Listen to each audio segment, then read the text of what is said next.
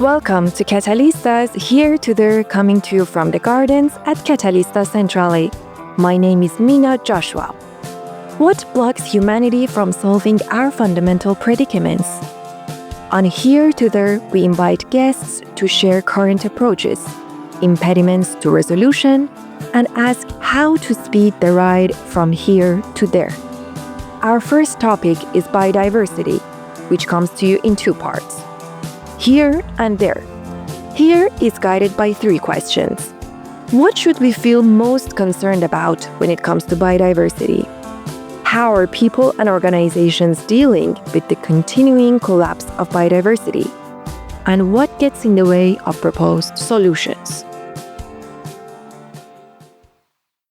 Dr. William Rees is a population ecologist and ecological economist. He's Professor Emeritus and the former director of the University of British Columbia's School of Community and Regional Planning in Vancouver, Canada. Bill has authored and co-authored more than 150 peer-reviewed papers and many widely read articles on humanity's connection to sustainability and non-sustainability. Bill, welcome to Centrale's Gardens. Let's start the conversation with you. What issues related to biodiversity should be common knowledge? Well, first of all, biodiversity is declining very rapidly. In the past, 3 or 4 years, we've seen papers published to show that human beings who started at about 1% or less of mammalian biomass, say 10,000 years ago, at the dawn of agriculture, have gradually increased, especially in the last 200 years.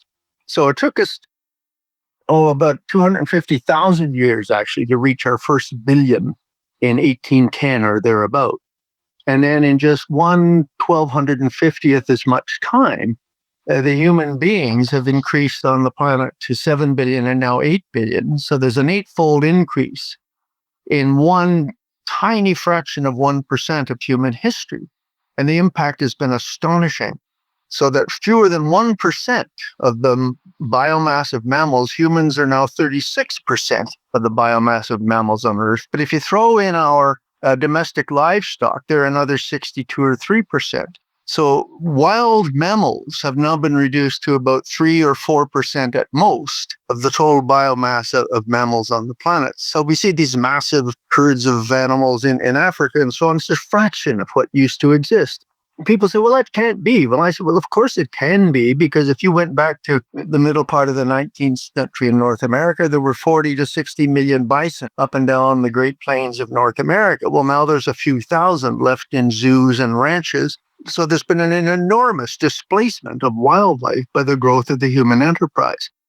So you see, every organism on Earth, let's just talk about consumer organisms like humans and mammals.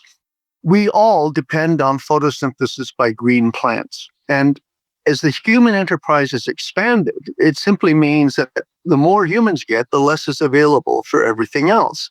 So what we've done is literally displaced all of these bison, not to mention the pronghorns and bears and wolves and so on from the Great Plains, and all of the bioenergy flowing through that system that used to support those many millions of bison and other animals now support hundreds of millions of human beings. And it's that way all over the world. So humans have taken over something like 70% of the global landmass, or at least altered it, the green part of the planet, and diverted the products of photosynthesis to our own use, or the use of our domestic animals. And that means that there's less and less available for non-human or domestic animals. So we have literally, I call it competitive displacement. We're superior competitors. And we've just knocked them off the planet. And the irony is, this is what always kills me. If you read the economics literature, they talk about the human system, the economy decoupling from nature. We're becoming less and less dependent on the natural world. That's because economic models contain no useful information whatsoever about the physical world, the biophysical world, or even the social systems with which the economy acts in the real world. So economists start from models that literally consider the economy to be separate and independent of nature. So if you start with that perspective and you believe that, as Julian Simon said, that human ingenuity is the greatest resource, And therefore, we can use it to displace or replace, substitute for any product of nature. So here we have then the belief that the economy is separate from and independent of nature, and the human ingenuity in any case could replace any product of nature. That gives you a formula for the infinite expansion of humankind with the aid of our technology. And that's, of course, the platform upon the whole of our global economic system now rests. So it expands oblivious to the consequences everywhere else. And by the way, it doesn't matter anyway, since who needs all those animals? We can replace whatever functions they supply. So that's it. We operate out of a social construct which is completely divorced from biophysical reality. What could possibly go wrong? We see this massive displacement of other life, and that's what's happening. I call this overshoot. We're in a situation of overshoot on Earth, where human beings, the expansion of the human enterprise, is consuming even renewable resources faster than ecosystems can regenerate. And we're dumping wastes much faster than natural assimilation capacity and recycling capacities can handle it. We are literally consuming and polluting the biophysical basis of our own existence. There are too many people consuming too much and polluting too much on a finite planet. And in fact, because we're depleting the natural capital upon which we must exist, the Earth is actually shrinking even as we get bigger. And it just goes back to what I was saying earlier. There's a fixed amount of photosynthetic energy moving through the system. The more we take, the less is available for everyone else, so they all fall off the planet. Extinction rates are now 100 to 1,000 times higher than they were in pre-industrial periods. Basically, we're hollowing out the planet. We've become, by virtue of our social constructs, the economic system and the ideologies behind it, neoliberal economics, capitalism, we've become and made of ourselves a parasite on the planet, literally sucking it dry. Quite the overview. Thank you, Bill. Now let's bring our second guest into the conversation. Dr. Rosa Vasquez Espinoza is a Peruvian chemical biologist and National Geographic explorer. Rosa is an advocate for biodiversity, sustainability, and diversity in science and technology. Her research is focused on decoding the planet's diversity for groundbreaking medicines. Rosa, what are the major issues when it comes to humanity's relation to biodiversity? One of the main concerns I would highlight is the fact that nature lacks legal protection. And so around the world, as a society, humans, we can count on legal protection to defend our own rights when needed at different points, under stress, and etc. However, in most places of the world, nature, and by nature I mean all forms of nature and biodiversity, trees, plants, rivers, animals, flora, etc., they lack that type of legal framework to protect them.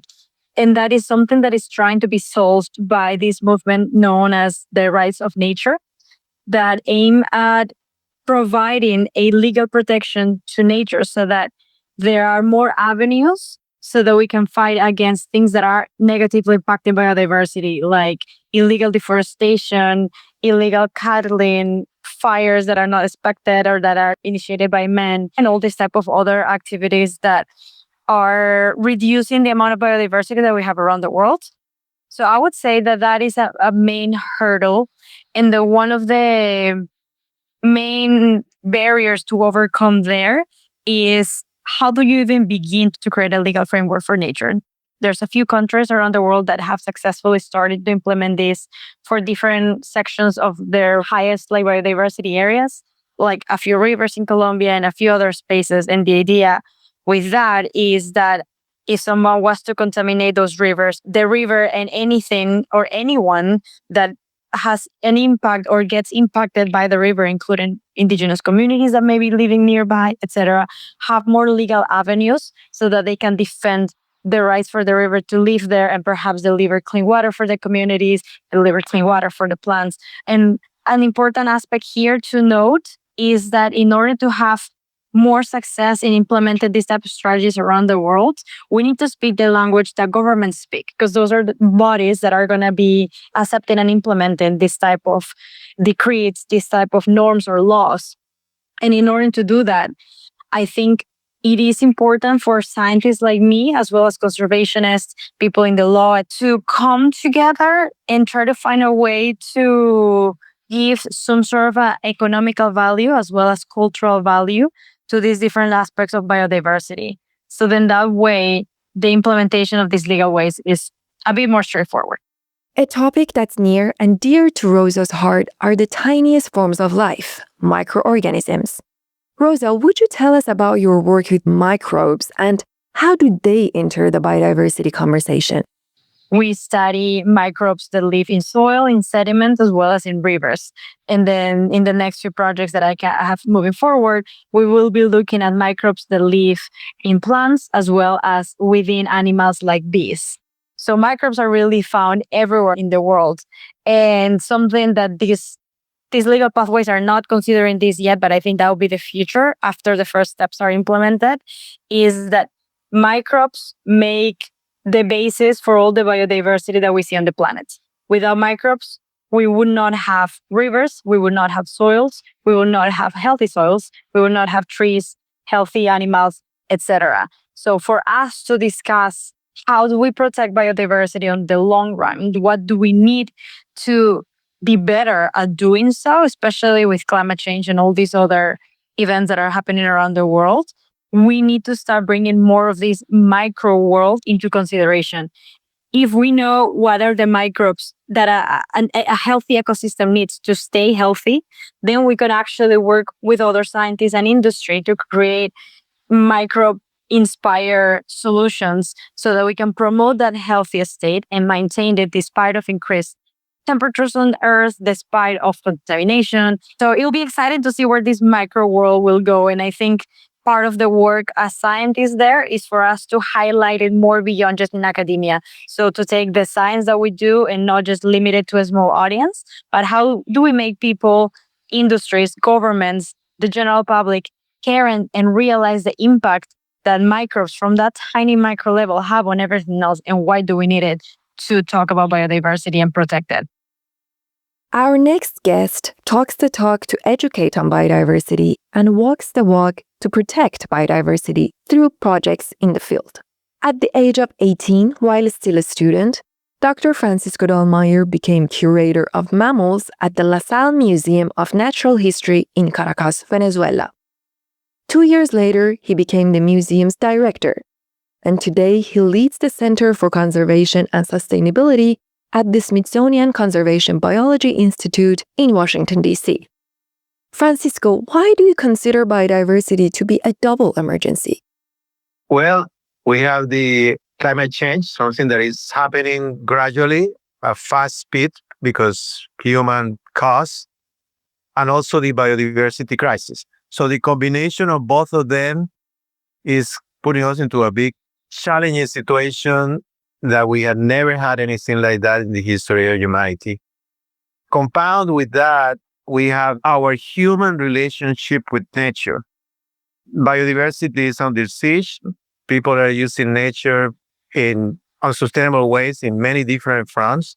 And as society, we are not united in what we want to do, how we want to resolve this. And politics and other things get in the way and make nature like a secondary things, creating a number of polarities that put us in risk to really be able to address the problem and to be united, especially to be united, and goes to the political level. Most of the time is with no scientific data or information. So climate and biodiversity are not only environmental issues, it's absolutely linked to economics, to everything we do with development, with security, with social stability, of course, the moral issues and the ethical issues. The alarming trends is that global biodiversity is really going downhill very, very quickly. And the genetic capacity to rebound are decreasing. So we have an interconnection between the climate issue and the nature crisis. So it's all connected, and we are part of that connection. It's like a triangle of connections to maintain that role of biodiversity that provides our health, the productivity, and the stability, especially for many natural systems in which all life, not just humans, but also lives depends on. So the ecological humanity footprint over exceeds the Earth's biocapacity. So it's like if we are living in two illusional places, one place where resources are indefinitely forever, and we can use those resources in many different ways. And it's somebody else's problems later on, how they are going to deal with that. So our ecological footprint is amazing for the grasslands, for its forests. We are harvesting, logging, deforestation, changing forests in a way that I've never seen before. We are fishing the grounds to not only the fresh water, but also in the ocean to a point that is capacity to sustain biodiversity is being reduced. Our cropland footprint is immense. We are planting every possible place that can be planted and disregard the biodiversity, the conservation, the forestry, and of course the emission of the carbon. Carbon emissions are really high. We are keep pumping those into the air, and that's big chunk of the crisis. I work in the tropical rainforest a lot in the Amazon, and every year we basically have 10 million hectares of forests around the world have been eradicated. And that's about the size of Portugal. We can do that only so long, before we don't have a lot of these resources. And once you do that, the temperature will increase because the forest, through the evapotranspiration, creates a cooling effect. So if you have that, you have 7 to 8 degrees of temperature that will increase Celsius. That's huge. That's really significant. So with that temperature increase, there is projected that in some areas will be around 15% decrease in rainfall. So that means more droughts, a lot of organic material to burn, and more fires that will create this cycle and more CO2 going into the atmosphere. So that's kind of the issues that I go to sleep every night, see how can we do this? How we can reconcile this aggressive destruction of the environment, and how can we get humanity to be united to address this? We have the technology, we have the good mind, we have the science to do this, but we have to do more than that. Ian Pfingsten is a botanist by training who works at the United States Geological Survey. The U.S. Geological Survey is best known for mapping territories and attending to biological, geographical, and geological services. Ian works in the Non-Indigenous Aquatic Species Program. He's based in Gainesville, Florida. One of the top contenders for the loss of biodiversity is due to habitat loss. Premier habitat for certain species, certain taxa in our ecosystems, if they are losing their habitat, obviously they're not able to thrive, something that they need for adequate reproduction of the population. Another thing is you have things like climate change that are affecting that loss of the habitat as well, or shifting the habitat into smaller sections of available space. And then you also have invasive species. That's one area that I work with intimately, where you have novel introductions of taxa that are introduced into a system that wouldn't normally be in that system were it not for human mediation, bringing that species into a new system, allowing that species to then thrive based off of its loss of some kind of limit that was placed on that species by its natural predators or natural biota, natural diseases, and things like that. The species now becomes what's termed as invasive if it causes detrimental impacts to an ecosystem or our economy. Pollution as well is another form of ecosystem degradation and biodiversity loss. Now let's move to our second question. We want to know how our guests and their organizations are approaching biodiversity issues. But first, Bill, you mentioned renewable energy, and you've written extensively about renewables. When it comes to the dilemmas posed by biodiversity loss, is renewable energy a valid solution? Well, I've got a very controversial paper out with a colleague on the whole idea of renewable energy. It simply isn't going to work. Let me give just one example. Okay, there's a huge debate going on out there in this energy world. If you read the pro-renewable green energy crowd, the people in support of such things as the Green New Deal, you would be convinced that the world is about to be completely overtaken by wind and solar power, particularly, but electricity in general. So fossil fuel is on the way out. Okay, that's what we're led to believe. And in fact, 94% of all investment in energy, renewable energy, is now going into wind and solar. But here's the reality. In 2021, that's the most recent data, wind and solar provided fewer than 5% of all of the energy used on planet Earth. So if you think of a year as being 365 days, that's about 18 days. Wind and solar provided enough energy to run the planet for a tiny fraction of the year. Fossil fuel gave us, I forget, 220 or 40 days or something like that. Bill, the United Nations Climate Change Conference, or COP, focuses a lot of energy on reducing fossil fuels and expanding renewable energy in order to contain global warming within 1.5 degrees Celsius by 2030.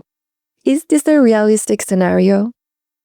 To do that, we need to reduce fossil fuel use or emissions by 45% by 2030.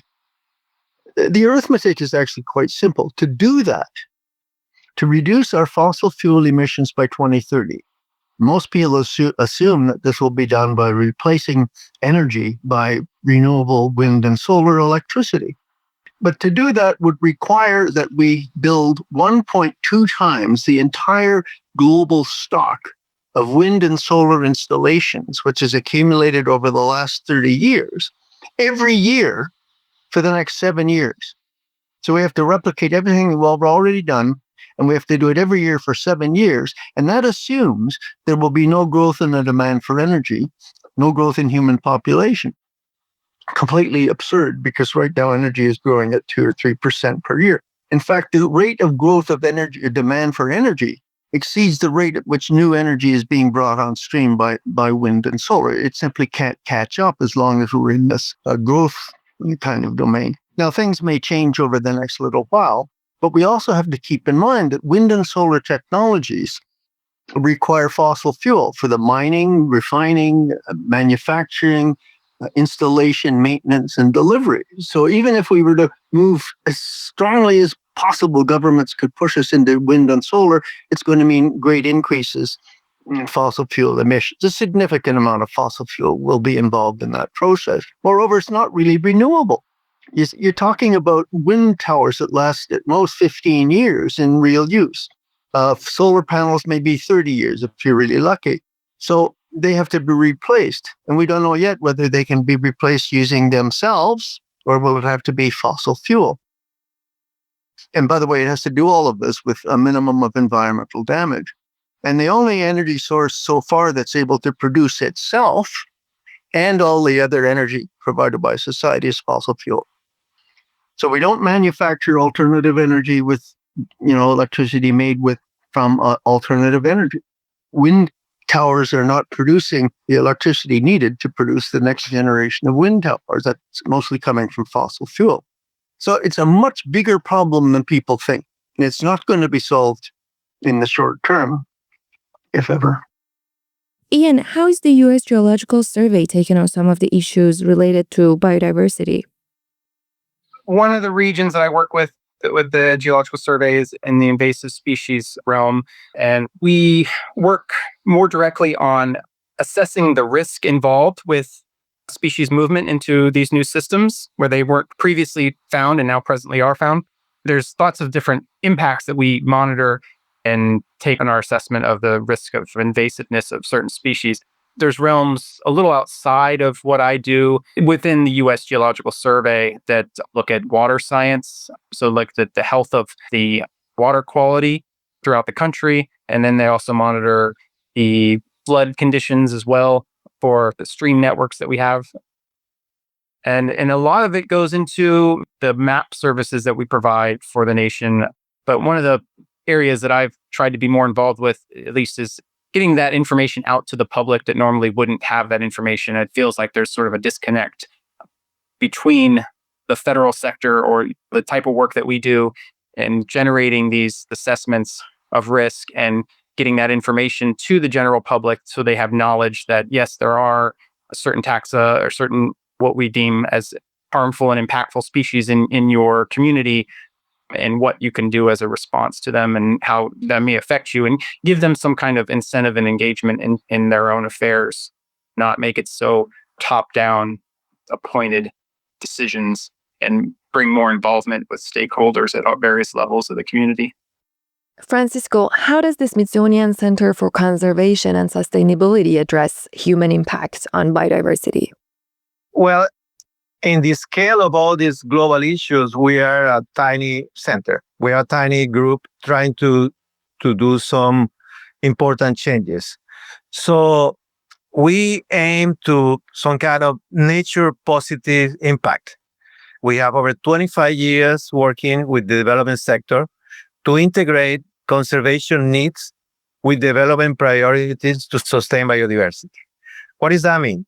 That means that there are hundreds of projects around the world in which you are building roads. The roads is kind of the main way to transform landscapes all over. We are building dams. We are building pipelines. We are building ports. All of that is creating impacts. There is a whole movement in how to work with the industry in a way that you can minimize those impacts. So our focus is in 4 areas. One is what we call sustainable infrastructure. That is how to design, construct, and operate infrastructures that will be friendly to biodiversity, to nature, that we maintain biodiversity and ecosystem services. In Peru, we have a project working in the Andes. We are basically a pipeline that goes through the coastal area of Peru to the Amazon. And through this pipeline, it crosses 14 ecological landscapes. We work with the company to design what areas to avoid, what areas to minimize, what areas to restore, and what is the residual impact of the project. Calculating the residual impact of the project, we can go into conservation actions in a way that at the end of the day, the project will be neutral in terms of the footprint to the environment, or nature positive in a way that is adding value to conservation because of the project. We're also doing the same for putting some pilot projects for marine infrastructures. We have hundreds of ports. People live in the coastal marine areas. We have ports, we have jetties along the coastal areas that are being built, and they've been there for many, many years. And in some cases, this infrastructure are considered like a gray, dirty place. Many of them are, but a few of them, or many of them, are also extremely important for biodiversity, because you are creating refuges for animals and plants, places for species to colonize. So we also created this prototype also in the southern Peru for the first LNG in South America, liquefied natural gas terminal, and a whole port and a whole infrastructure, but infrastructure was created there that now protects more biodiversity than the surrounding areas. So the area has become a focus of biodiversity conservation, well managed in a way that can be replicated in many other places. So we can use human infrastructure that is needed for society to be able to achieve this kind of conservation, this kind of sustainability.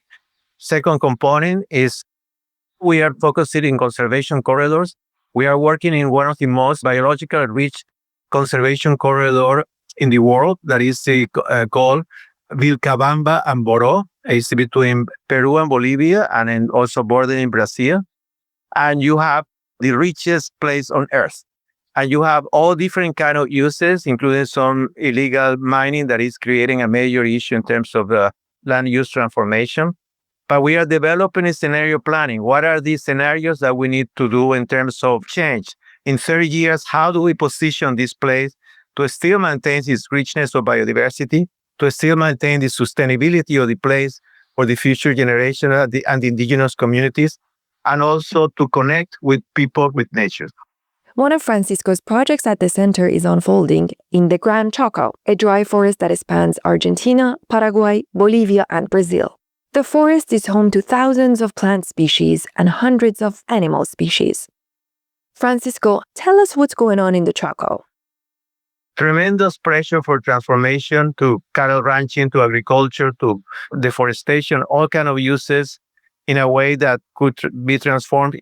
And we have teamed up with the financial institutions to develop a tool, a web-based platform called Assist Chaco, in which the user and the lender can actually go to the particular plot, see the conditions of that particular plot in terms of the biodiversity, ecosystem service, protection, water, wetlands, or whatever, and be able to get information to make the best possible decision about the use of that land. So this is very critical because right now it's, people just go to the land, do whatever, or try to do whatever they think is best. But for the first time, they are going to have a tool that will give them the biological information, the nature information to be able to make better decisions. Ian and Francisco and their organizations are working to collaborate and empower communities to benefit ecosystems, or at least offset negative impacts. William Rees and his students have developed a tool in the same vein, ecological footprint analysis.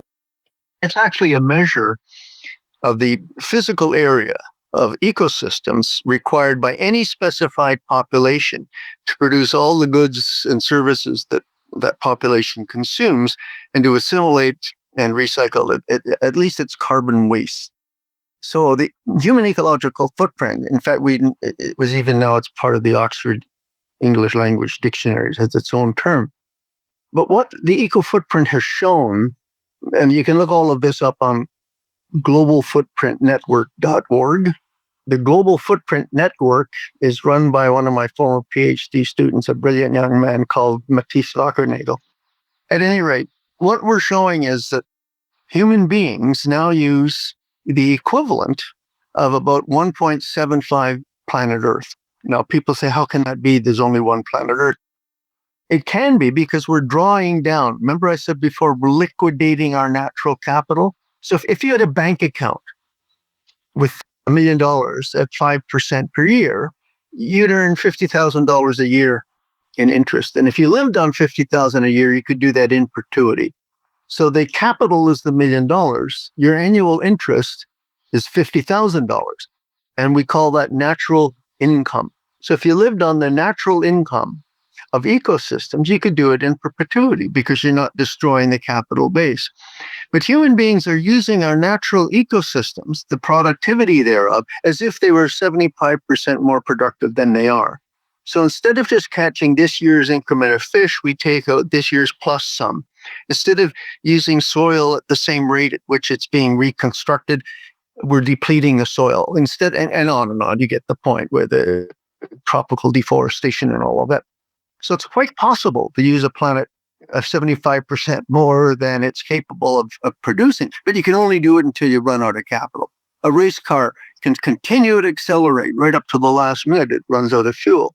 And that's what humans are doing. We are accelerating, growing at the rate of 85 to 90 million new bodies every year, growing the economy at an even greater rate in terms of overall consumption, or at least an equivalent rate. That means we're depleting the tank, Earth's fuel tank, and we're not even noticing. And one of the reasons we don't notice, by the way, is globalization. Because if a country like the UK or the Netherlands or Japan completely uses up its annual productivity, it can just import from somewhere else. So what globalization does through trade is enable pockets of rich consumers to draw down the capital assets of other countries. And so that's exactly what we're doing. Trade just moves productive capacity around so that we all will hit the global carrying capacity ceiling at the same time. The point I'm getting at is that eco-footprint analysis has become, I think, the best known indicator of fundamental human unsustainability. And economists hate it because they're operating from this model that says, well, we can decouple and basically we're not independent of nature. We can show Every ecosystem consists of producers, consumers, and decomposers. The producers are the green plants. The consumers basically are animals, and the decomposers are fungi and bacteria. So the green plants capture the solar energy, turn it into biomass, which is then consumed by animals and plants and bacteria. And the bacteria return the nutrients back to the soil, carbon dioxide to the atmosphere, and the whole thing just keeps recycling. Okay? So ecosystems are perfect in the sense that the same material is constantly being reused and recycled. You contain many, many molecules and atoms that once roamed the Great Plains of Asia in dinosaurs, simply because the same stuff is circulating through the ecosphere. So humans are in the group called consumer organisms, and we can measure the amount of biomass that humans appropriate from ecosystems. And to make a long story short, people are now the single largest consumer organism in every single major ecosystem type on planet Earth. We're both the largest predators or meat eaters. We're also the largest herbivores. No one else comes close. No other species comes close. We make Tyrannosaurus rex look like pikers when it comes to being predators. And our species is operating out of a mental construct which doesn't even consider us to be part of nature. That's how completely befuddled we are.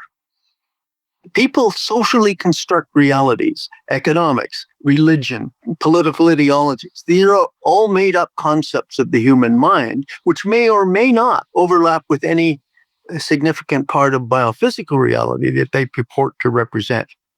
So we operate from an economic system that assumes nature is unimportant. And in the reality, we are the single most important consumer species in every ecosystem. We are not decoupling. We're becoming more embedded as we grow. As people get richer, their consumption of meat goes up, and therefore their imprint on the planet, their eco footprint, automatically rises. So we're living in a world that has nothing to do with the biophysical reality that we actually physically occupy and are destroying in the process of that occupation.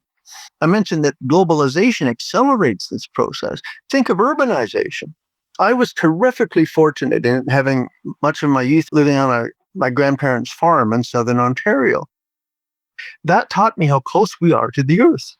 I can remember sitting in my grandma's country porch and observing my plate, but I'd had a hand in growing everything on that plate, from chicken to beef and 3 or 4 new vegetables and so on and so forth. We are literally what we eat, and it comes from the land. That's a terrific insight for an 8-year-old child. No kid today living in New York or Toronto has any sense whatsoever of his connectivity to the land. So urbanization has not only removed people physically from the ecosystems that support them, but it's created an enormous psychological disconnect so that we have no psychological sense of being in nature, being part of the wildlife and the biodiversity that we're talking about here. And I'm not romanticizing the natural world. 100 years ago, we'd have fleas and lice, and we might be prey to some predator. But so nature's a weird and wild place. But the fact is, we're dependent on it, whether we like it or not, and we're destroying it as fast as we can. And it looks like we're going to continue to do so as long as we have the energy to do so. Wow, you've highlighted so many fascinating elements, Bill. Thank you. Let's wrap up question 2 with you, Rosa. Can you tell us how you and your colleagues are working on the ground in the Amazon? So right now I have 2 main projects. One is focused on Amazonian stingless bees. As the name suggests, those bees do not sting, and they make medicinal honey that the indigenous communities have been using for thousands and thousands of years. Most of the people in the world don't know that we have stingless bees on the planet. Most of them live around the tropics in different jungles, not just in the Peruvian jungle. We are looking at what kind of medicinal molecules are found or not found in the honey, what kind of microbes live within these bees. Can we understand more about how to keep these bees healthy? Because the concept of bees dying around the world does not stop. We see more of that, and we need to find more creative solutions for reforestation. And one that hasn't been fully addressed for reforestation and protection of the Amazonian biodiversity is native bees. And I think that is a very viable tool. And in that aspect, we are also working closely with the communities because indigenous families are the ones that do the native local beekeeping. And so part of our work there has been to identify sustainable ways for this beekeeping. The traditional ways was to cut down the tree where the bee panel is, and then you extract the honey. Now we are showing them how to grow those bees without having to cut down trees. So that's a way already of protecting biodiversity through using that type of science in a practical way. But moving forward, we want to use this type of science to try to promote resolutions and decrees from the legal conservation aspect that will protect the biodiversity in that space, the biodiversity of the bees. So they have a right to survive, not only by the fact that they are unnecessary pollinators in our planet, like one of two foods that we could not get without bees. And so that's on one aspect, but also from the aspect that the communities have a right for the bees to be able to exist. Without them, they would be losing a very important source of economy in their local area because they sell the honey, they sell the pollen, they use it for tourists. And then on the other side, I have a second project that is looking at the microbes that live in this extreme boiling river that is located in the middle of the Peruvian Amazon. And it's a very quote unquote extreme space because the river, as the name implies, it is indeed boiling, yet there's luscious vegetation and animals living around it without any problems. So from our scientific curiosity, we were really interested in understanding, well, nothing can survive in that river except microbes. What allows them to survive? And the idea is for us to create this first microbial map that shows a different face of the jungle biodiversity, that shows the Amazonian jungle at a level different than just looking at the trees, the jaguars, the animals, etc. But noticing, do we have new bacterial species? Are they helping in maintaining the health of the river? Are they helping in maintaining the health of the soils around it? Could we get any tools from these microbes that have evolved to develop these genetics that allow them to survive where nothing else can, to protect, for example, the trees and plants in the Amazon that are suffering from increased temperatures and less water all around in the world? So that is on one side. I think it's how do we show the importance, relevance culturally, biologically, economically, in all of these ways of microbes in the Amazonia as an example that this could in reality be taken anywhere else. So I would say from both of our works in different ways, we're trying to address all of these topics about biodiversity. Great. Thank you so much for that, Rosa.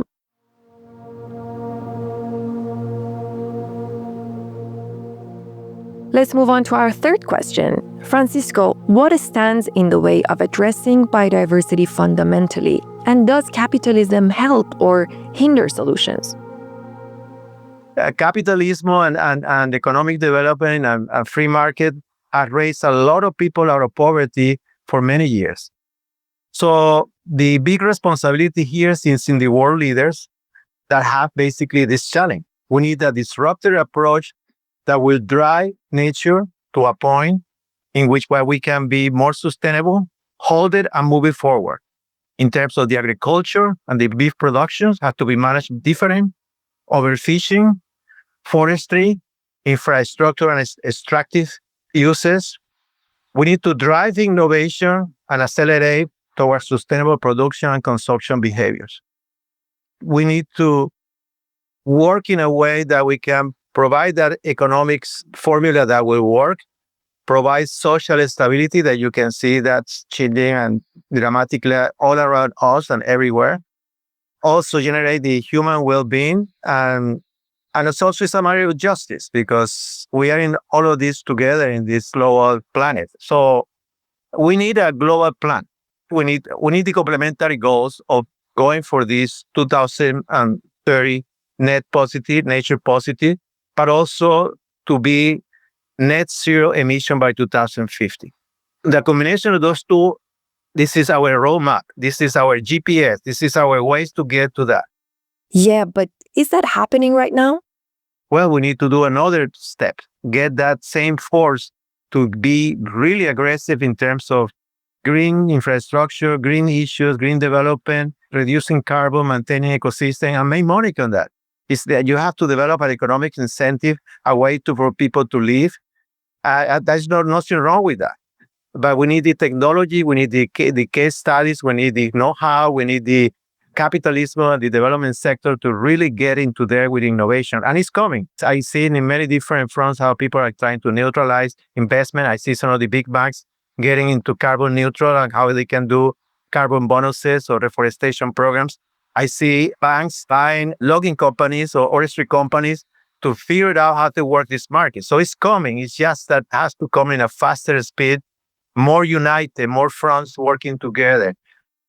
But being united and acting quickly is easier said than done. Bill, let me put this question to you.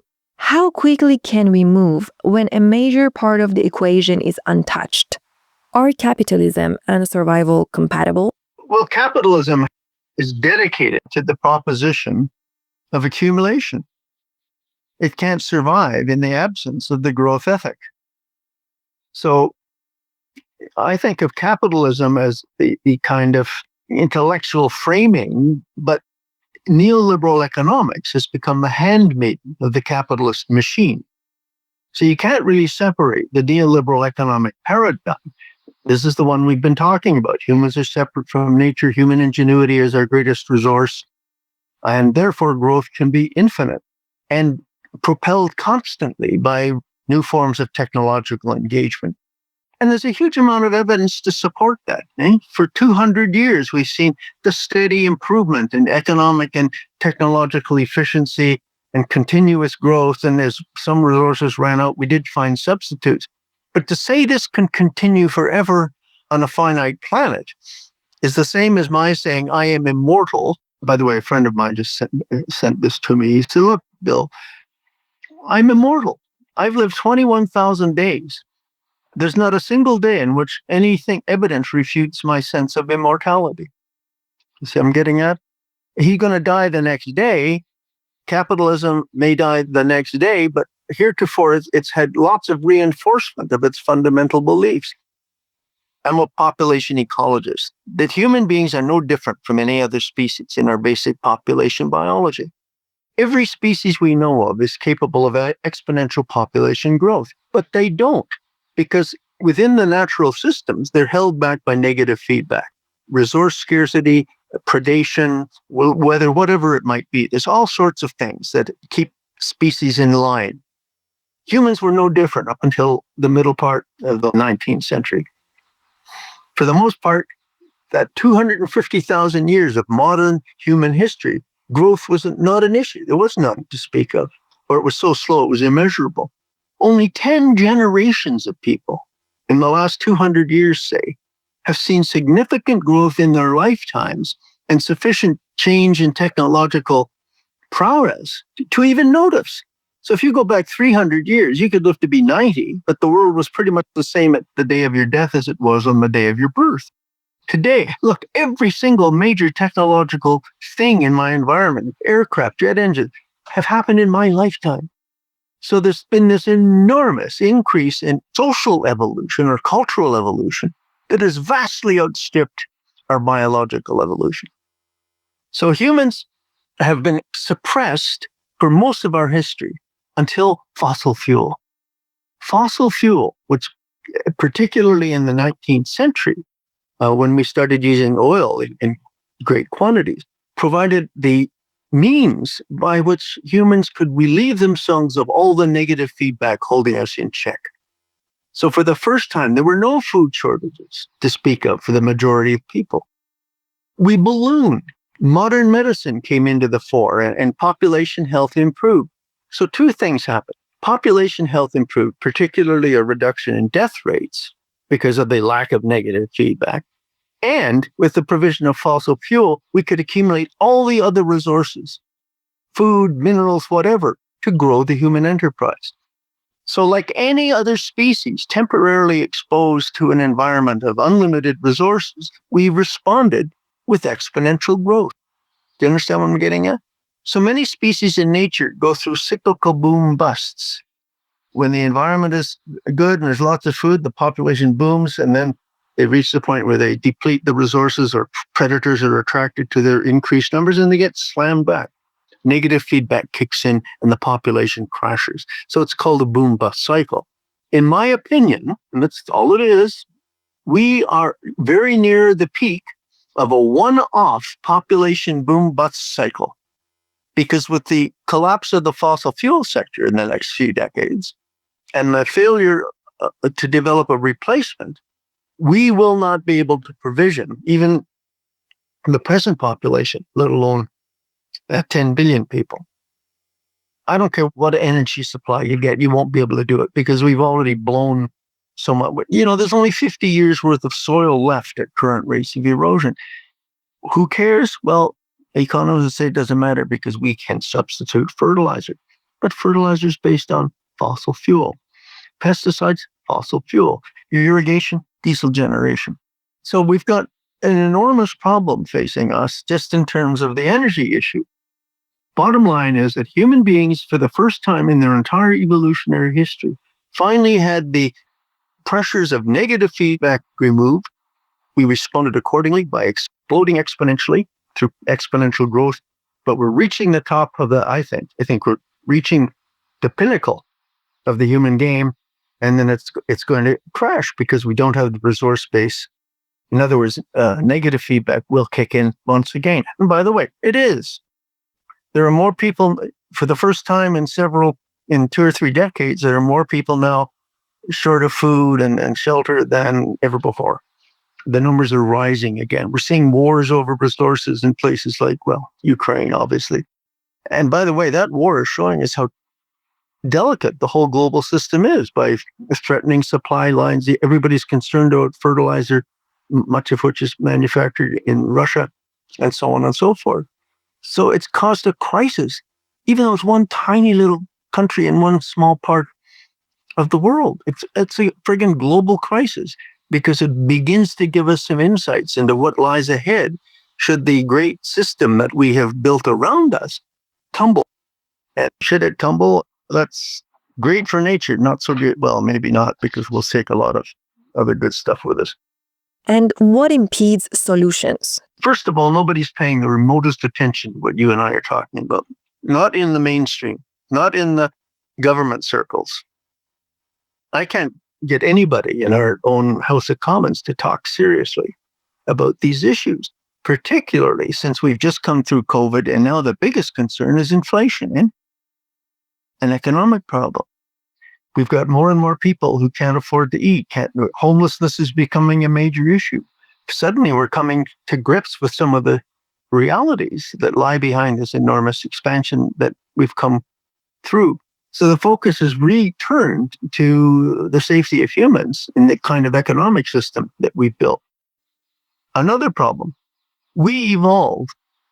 So humans evolved under very simple circumstances. You might meet a dozen or two, maybe 100 other people in your entire life. You would live in the same region in what we call a home range, and you'd probably die a few kilometers from your place of birth.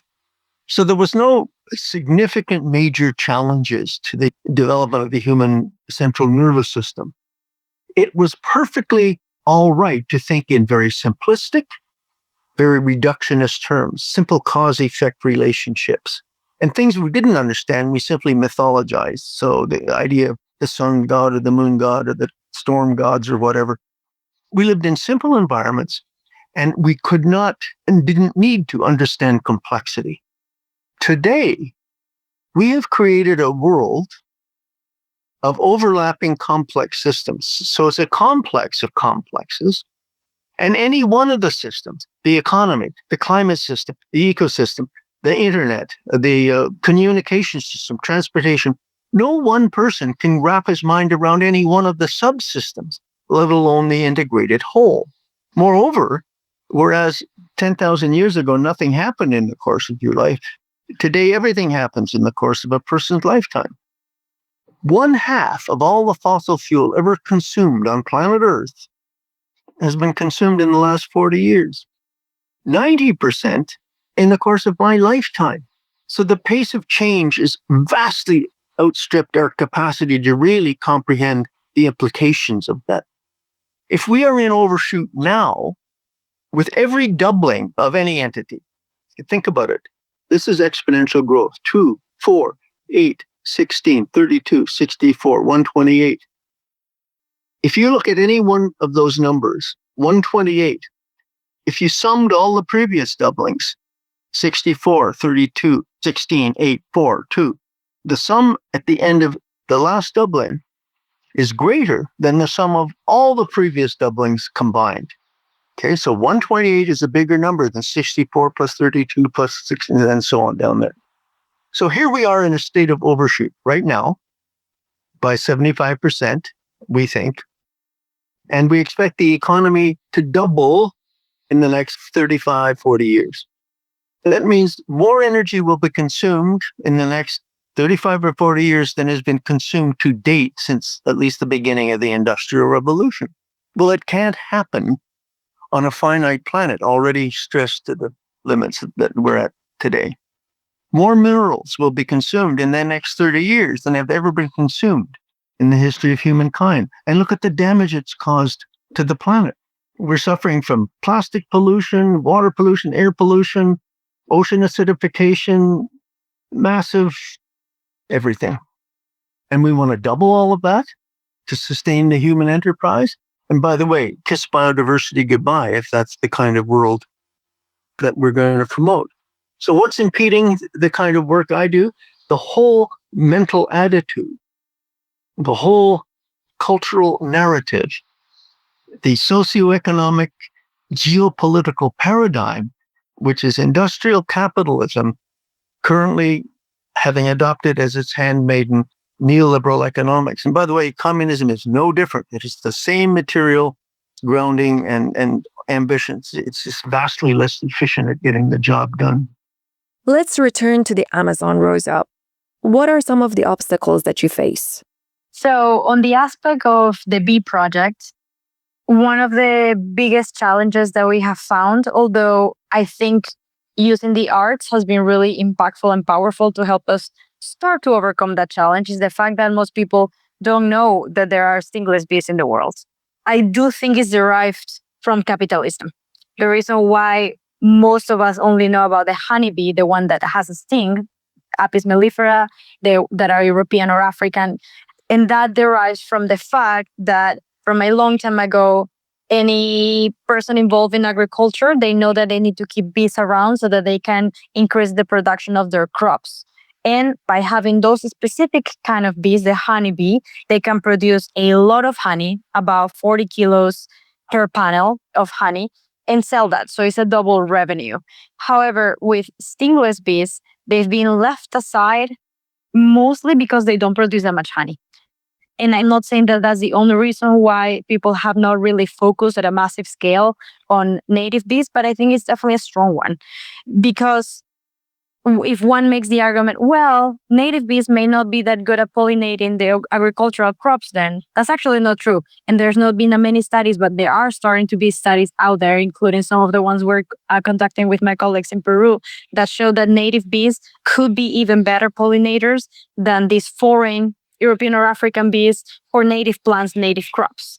So I think that push from capitalism is something we may also encounter when trying to propose these decrees to promote native beekeeping in the Amazon instead of just bringing the foreign bees, which actually displace the native bees from the original environments. So part of our work is how do we use this basic science, genetics, chemistry, but in a way that could actually be used in a positive way by native communities so that they can improve their own cycle, because without an economic incentive, it's really hard for people to really try to consistently, sustainably protect the jungle. At the end of the day, everybody needs to put food on the table. And if there's other ways to do that that may not be sustainable with the jungle, they will. Does the hand of capitalism appear in your work with microbes? So on the human health side, I think there's a lot of awareness for the negative microbes, the ones that are causing disease. And I think in a parallel way, we need the same emphasis in areas that are some of the hotspot biodiversity areas in the world, so that we can also be better at preventing the disasters that cause there, but also finding solutions to remediate what we've already destroyed. And microbes have been found that can degrade oil. in some instances around the world, like in Mexico, they have already been used to help clean up oil spills in a very green way without using another toxic to help clean up the toxins and to try to do it in a way that we could have a quick response. I think it's still to some extent costly because not many of the technologies have been focused on developing these solutions, but that is a solution. Microbes for bioremediation, to clean oil, perhaps to degrade plastic. There's already been microbes that have been found that can degrade plastics. Another solution, could we use microbes to help plants cope with increased temperatures? There are some plants that are going extinct because they cannot sustain the increased temperatures and lower humidities that we're having around the world. They cannot sustain these drought conditions. However, there are studies that show that some microbes have the capacity to provide this, like what we know as a thermal protection. So they interact with the plant or a coral reef and help it survive in increased temperatures. And so that's another solution. And just like the ones I described, there's many more that all refer to ultimately biodiversity that could be inspired by microbes. So a lot of energy is invested in remediating problems caused by humanity. To some extent, yeah. Definitely, I think the more efforts have been focused on bioremediation, but not to the extent that we needed to actually consistently clean up those messes. And I think that's why it is important to continue highlighting that, because we need it, and we need it like yesterday. But it's also equally important to highlight the kind of work that we are trying to do, which is, yes, show that potential, but then show how not only for bioremediation and clean up things that we already created, but how do we make things better moving forward for spaces that may not necessarily have oil spills or, massive amounts of deforestation, but that are suffering from the impacts of climate change without perhaps necessarily added human activity to it directly. When we talk about microbes and I tell people, this is where you can find them, this is how you can look for them, this is what it means, all of a sudden what we knew about biodiversity, in my opinion, gets expanded almost by 50%. Because then you see all of this new life that is present. And then I think, in my opinion, or at least in my experience, I've seen that adds a whole sense of appreciation for biodiversity out there, but also of interconnectedness. All of a sudden, if we understand or if we know that some microbes that are found in a river in the middle of the rainforest may have some sort of connection with microbes that you can find in your local river in the north of the United States, I think it also creates this sense that the world is interconnected, and it helps create this sense of, oh, I should care, or I should help, volunteer, donate, or vote in an appropriate way to help protect these other spaces that are suffering even more from the impacts of climate change, so that we can protect that biodiversity. And Ian, what stands in the way of solutions when it comes to your work at the U.S. Geological Survey? I think there is a role that maybe doesn't get the prominence in the scientific community regarding the role of capitalism or markets. We do see that there are problems inherent to a market-based economy and private capital and ownership of resources like land that tends to neglect ecosystem services, neglect biodiversity, neglect the health of our community and our biota, that has detrimental effects that become externalities. And those externalities are not typically accounted for in a market-based private economy if there's not some monetary value assigned to them. So, for instance, we have a lot of reservoirs. They're impounded or dammed water systems or streams that are maintained by government entities, usually the federal agency. Sometimes state agencies will own them, and sometimes power utility companies will own these reservoirs if they're generating power. And they are used for recreational purposes as well. So they have sort of this cultural and aesthetic value to them.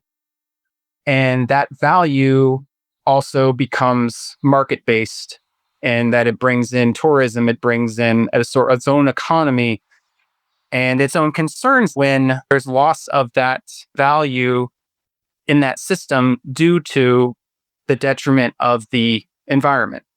They're not bringing in tourism dollars. They're not bringing in state funds that normally would be assigned for basic licensing fees and things like that. For fishing, we need to come up with ways to make this ecosystem function in a way that's beneficial to our economy. That's the primary focus. Secondarily, it seems like if there's benefit to the ecosystem, that's great too. But it seems like that the primary driver is bringing in that income to the economy that was somehow impacted. I think it's driven by our manifestation of this market system that's artificial, right? Like we don't need to have it to function, and we don't need to have ownership of capital by these private entities to function.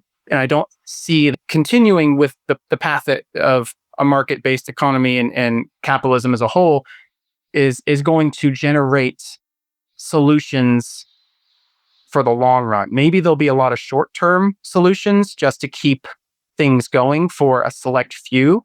And that's getting into a whole nother issue about environmental justice, where you see the communities that have the money to spend to mitigate these costs and control these are the more affluent communities, right? That can maintain the ecosystem that they want to have for their own recreation and their own economy and their community, where then you see the pollution being not as well mitigated and more concentrated in the less affluent communities, in the poverty-stricken communities. And we just see that in Jackson, Mississippi, with the floods there and the loss of potable water. I have a feeling too, we're going to see more of this reliance on a market system and capitalism in general to come up with solutions for these larger scale, more existential problems like climate change. When you look at what is given as an option for individuals to affect their community around them, you have to look and I guess see like what power do people have in their community to manifest this change that needs to happen.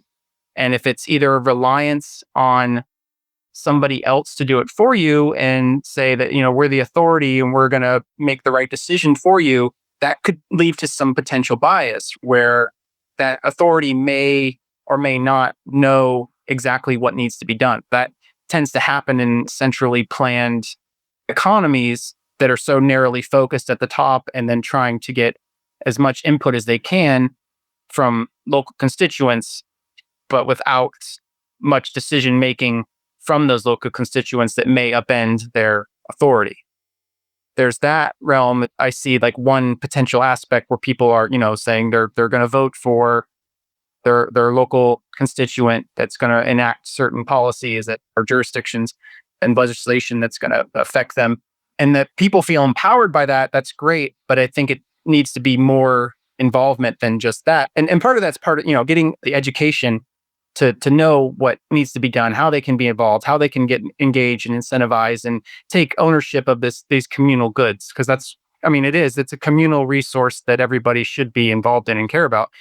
It definitely feels like the most empowered you can make somebody is with the knowledge that they can enact the change themselves and through their community, knowing the cascading effects. And I don't think it's beyond people's comprehension. And maybe that's naive of me to say, because I'm coming from this biased point of my educated stance, but just the general background of biology and ecology, you can always get more and more complicated, right? But the general layout of these principles that we've been talking about, I think you can understand just as well as comprehending how to read or comprehending how to solve a math equation. It's new terminology for a lot of people because it's not been emphasized. There needs to be shown that there's value in biodiversity, that there's value in having not only diversity of flora and fauna, but people and thought, that what's called bet hedging. You find out that certain things may work better than others. And if you start leaving out all these different avenues of options, you run the risk of, losing your sustainability through that loss of diversity. It's kind of a general rule in diversity, but we see it a lot in the biological sciences as well, from, the crops that we grow and their susceptibility to disease if you go through monocultures versus variety of different strains. to the diversity of an ecosystem in plants and animals and their resilience to invasion by novel species and their ability to rebound after a major disturbance, say like a hurricane or a fire. A diverse ecosystem tends to have more resiliency, but that needs to be imparted in a way to the general public that they have that incentive and that engagement to want to preserve that and appreciate it and see the connection that it has to the resources like clean water and available food and clean air and reduction in the effects of climate change that potentially will affect not only them now, but future generations.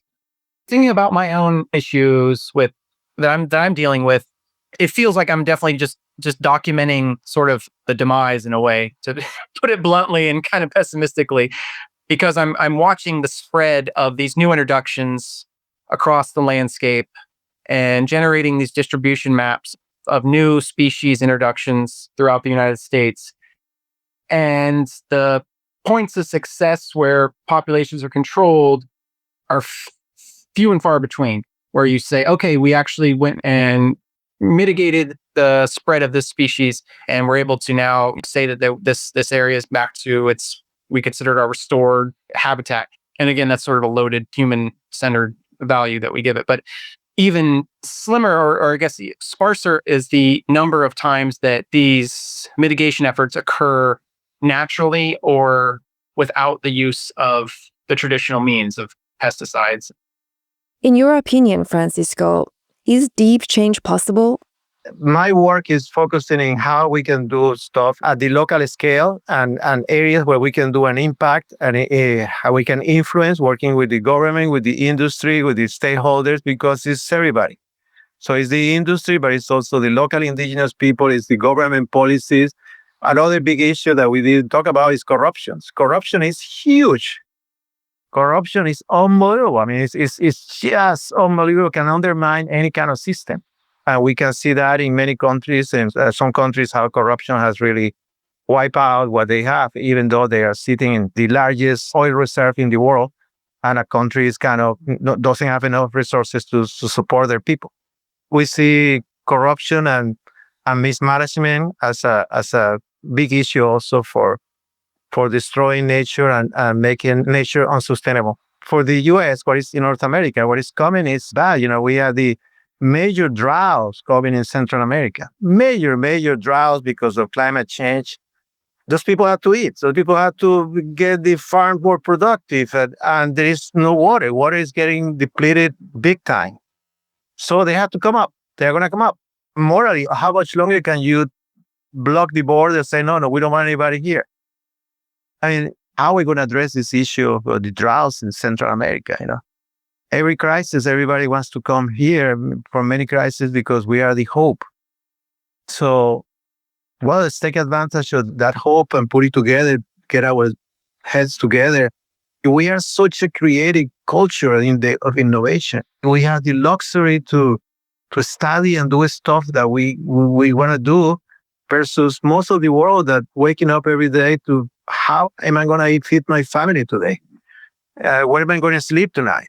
So we have that capacity to use 95% of our time to think in innovation and change and influence this direction. Most of the world don't have that. The 100% of the time is survival. And that's not a good recipe for sustainability. People feel lost. The common John Doe doesn't see the connection, how he or she can actually make a difference or contribute somehow. But I think that's why we need to unite society, some direction, give them some suggestion what to do, get active, get knowledge. How can we make this neighborhood more green? How can we reduce our energy use? In the South, we were using instant water heaters with gas. That is just you use those immediately, and you don't need to heat water constantly and burn gas to be able to keep 50 gallons of water ready whenever you want it. In the South and in the Caribbean, you see now all these solar panels that heat the water with water heaters. It's becoming more and more common in some places. Let's collect all the leaves from the neighborhood We make a big pile, we get a mulcher, and we mulch all the stuff, and we put all this mulch in the parts or in the jars to bring it back. Let's get rid of the lawns. Let's get 95% lawn free and bring forests back or natural species back and get rid of all these chemicals and stuff that is messing up the environment. I mean, there are ways to do that. How many more golf courses do we need? Well, just keep the golf courses, but all around that, forget about the lawn. Hundreds of thousands or whatever lawn mowers mowing and producing all this junk, putting more fertilizer to keep it green. We are disconnected. In this country, probably we don't need to worry much about where are we going to eat tomorrow because we more or less have resources to do that. But, we are disconnected. If we connect people and create competitions and create markets, I mean, all this could go in a different direction, but our leadership is not providing that. It's not a way to gain votes. It's not a way to have 4 years in the government that will give you to the next step. So we need to be more aggressive. Bill, would you like to share a few final thoughts on what impedes us from moving closer to biodiversity solutions? Information makes no difference if your mindset is wedded to an ideology that's in opposition. So another weakness of the human brain is that customary patterns of thought that we're teaching over and over again to our youth in the universities become literally embedded in the brain. They create neural pathways, neural circuits. And once these circuits are embedded, people tend to seek out people or experiences or new knowledge that reinforces that which they already believe, okay? And they reject, forget, or deny contrary information. If you want to find a terrific little book on this, it's called Brain and Culture by Bruce Wexler, who talks about how we frame different issues. Framing is the set of beliefs, values, and assumptions that we bring into any particular set of circumstances.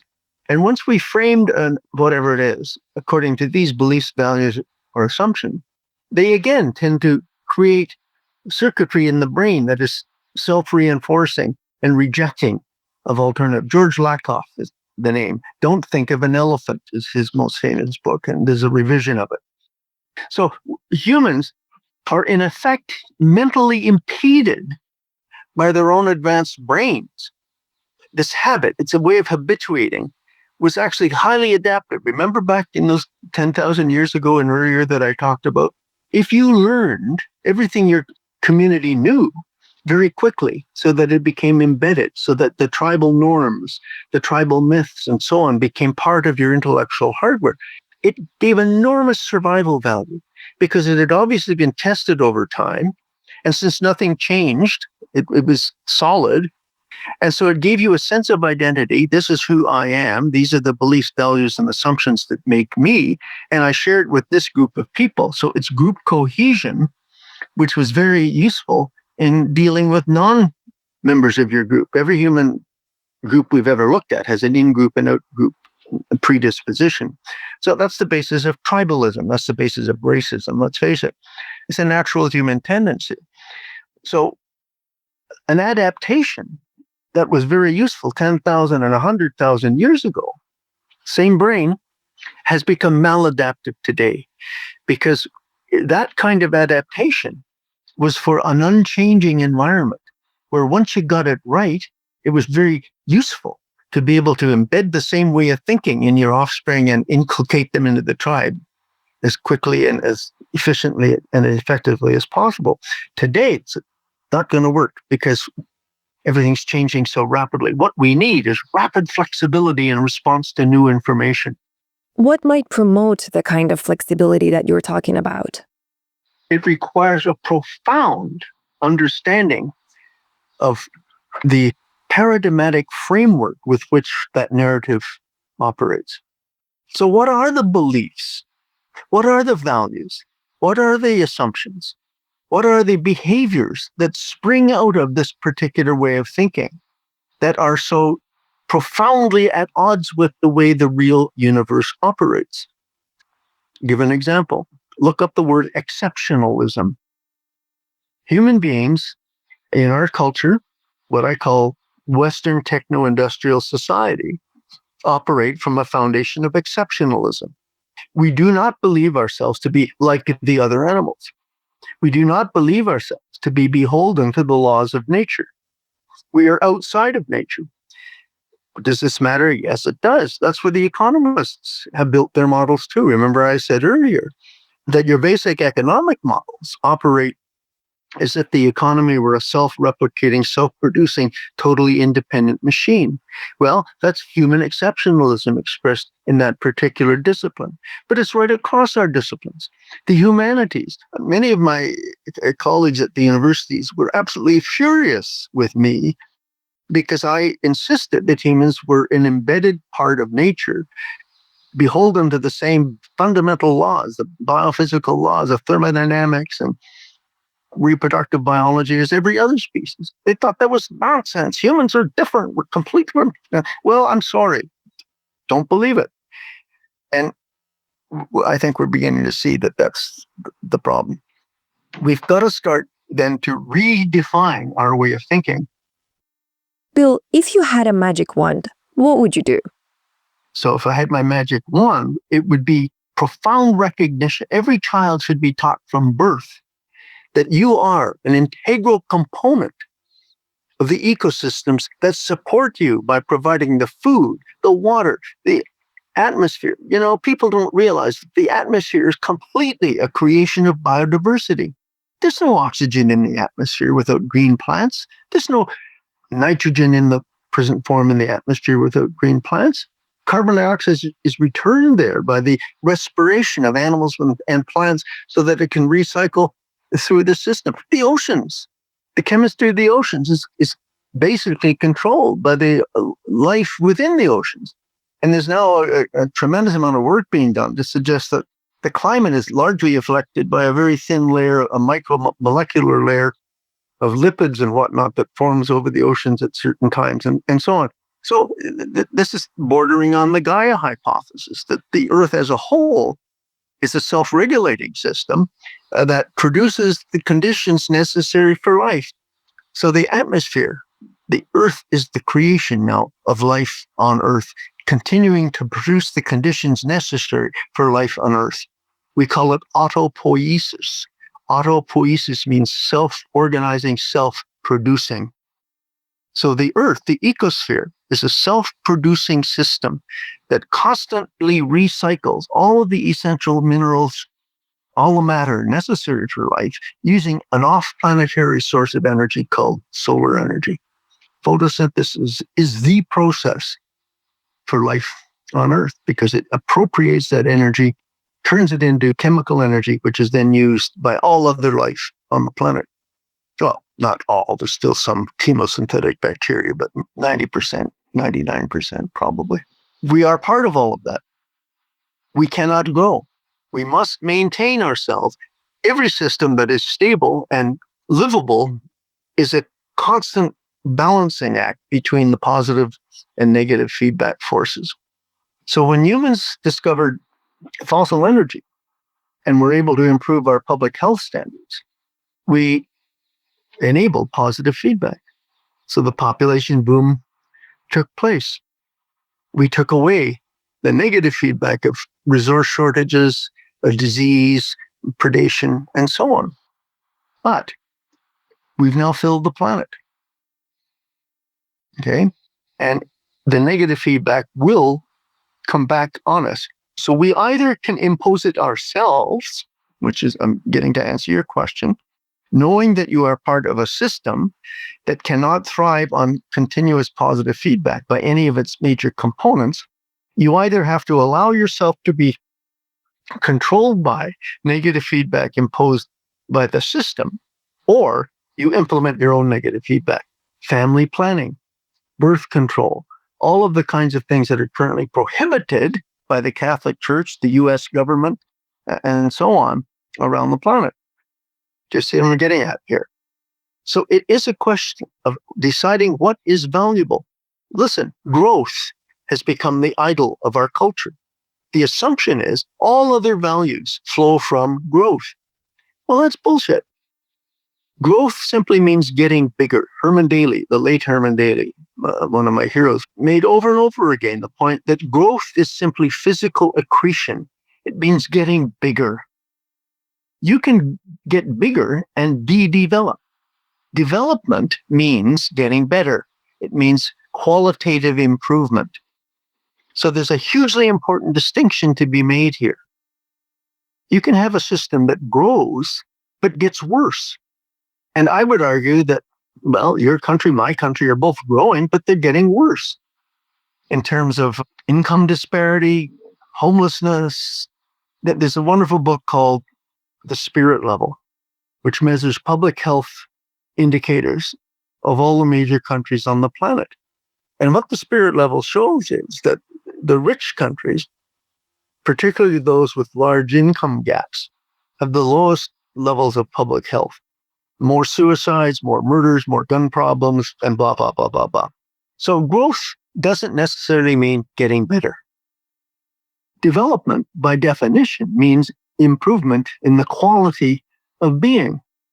So instead of focusing on growth per se, which simply means getting bigger, we need to shift our values toward getting better, improving the opportunities for people, improving the life expectancy of people, improving public health, improving opportunities without necessarily growing. So that's an enormous shift.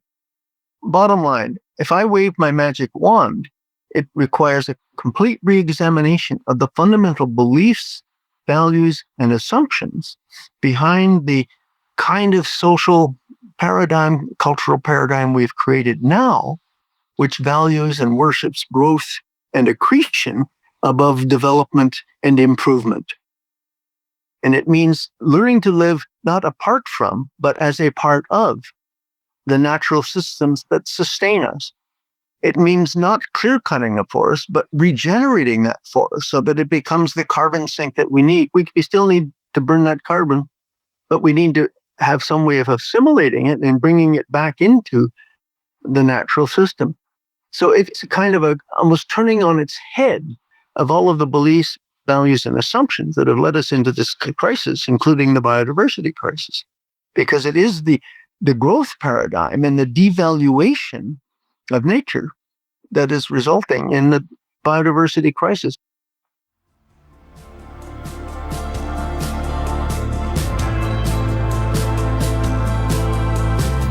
Thank you for joining us for Here to There, and thanks to our guests, Francisco Dallmeier, Rosa Espinoza, Ian Pfingsten, and William Rees. We really appreciate everyone who subscribes to Catalista on Patreon, where contributors can access merch and bonus programs, including an interview with Constanza Prieto-Figelist on the rights of nature. You can find the current schedule of Catalista podcasts and sign up for our weekly email at catalista.net. If you enjoyed this episode of Here to There, please comment, like, and add us on your favorite podcast platforms. Here to There was edited by Joshua Cash, with assistance from Darren Chorley and Jay Blanchett. Sound design and mixing is by Claudio De Benedictis. The music for Here to There is by Daniel Land. Our executive producers are Chicky Munch and Beanie Bunny Munch, with assistance from Ed Goldberg, Easton Kant, and Gerald Gerbil. This is Mina Joshua signing off from the gardens at Catalista Centrale. See you next time for part 2 of Here to There.